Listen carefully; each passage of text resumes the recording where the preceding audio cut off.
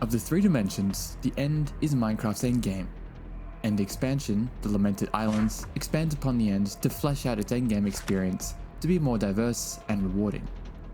Offering difficult dungeons and challenges, players can return to this realm once more to claim the powerful trinkets, utilities and resources, and restore order to the End once more.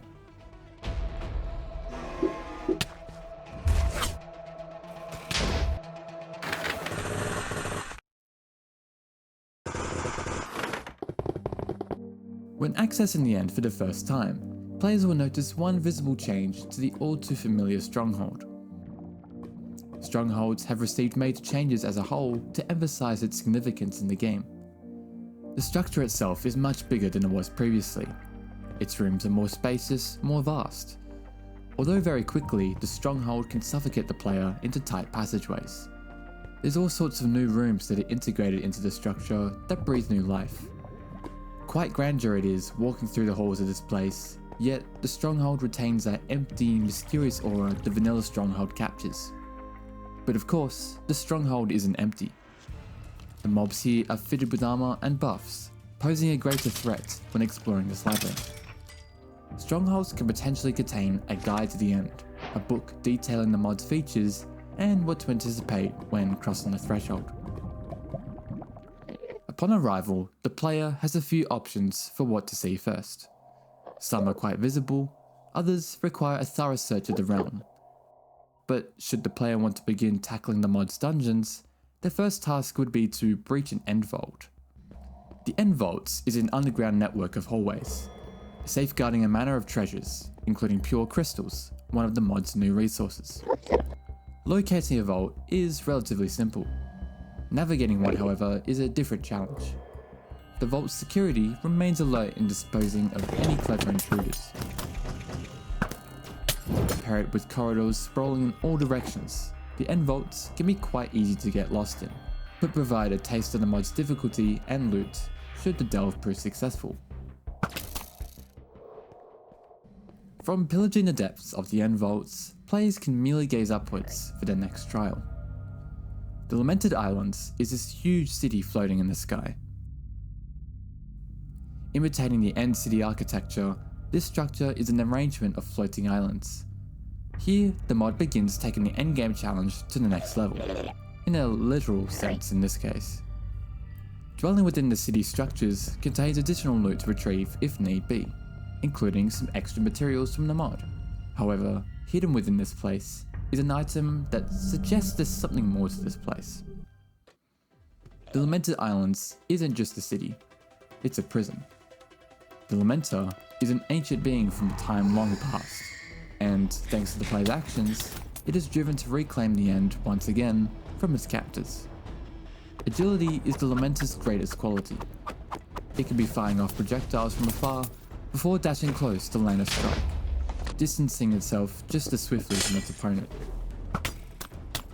It is this fight that determines if the player is ready to pursue deeper into the mod, as their next endeavour will take them to a new biome, in search of the current rulers of the End.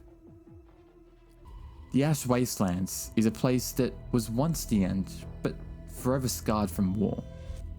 Just by looking at this biome, it's clear this wasteland isn't meant to be here. A dark fog obscures the player's vision. Mysterious creatures shift through the shadows. Meanwhile, giant silhouettes impose their stature in the skies above, governed by the Fell household and their leader. Amidst the Ash Wastelands lies many points of interest to investigate. Whether the player tests their metal in the Ash Towers, or dives into the biome's caverns to discover materials like lustrine crystals, each pathway will strengthen the player's power and abilities. Throughout their journey, the player would have been exposed to many of the mod's new trinkets and materials that are available to use. Most of the artifacts have a unique ability. One of the weapons in the Cordium toolset, the dagger, benefits the agile playstyle. Upon using the dagger, the player will be propelled backwards, and will be granted speed 2 for a short moment. Meanwhile, blocking with the gilded shield summons a circle of spikes around the player, allowing for moments to initiate a counter-offensive. Also included in this mod are 3 new armor sets, with each one granting the player buffs if wearing the full set. Only including 2 pieces of armor, the Dark Armor set grants the wearer immunity against the Red Rage effect, viable if possessing some Lustrian materials. Before confronting the End King's fortress, it would be wise to take stock of what equipment's available, and use it for what lies ahead. The Ash King's Fortress, the source responsible for the End's wounds, and the ultimate challenge for those who dare. Boasting a great host of Fell Knights and puzzles, the fortress will test the player's skills and intelligence they've acquired over their journey in this mod. The ascension will be long, dangerous, but rewarding along the way. At the topmost level of the fortress, the Ash King awaits. Usurper to the throne of the End, the Ash King is the final boss of this mod, and, well, his title says it all. Equipped with a giant magical greatsword, the Ash King has a great array of attacks at his disposal, and, like his defeated enemy, maneuvers around in this throne quickly. Undeniably, the Ash King is a formidable opponent for many players. Whether the player can purge the End free from this fraud is up to their abilities.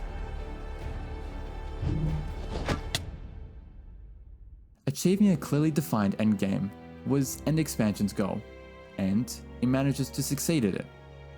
From the impressive structures and strange creatures, to the powerful artifacts and utilities, the mod feels carefully designed to only include features that serve the mod's vision. The result? The mod provides an exciting but challenging standalone adventure into the End that takes the endgame even further.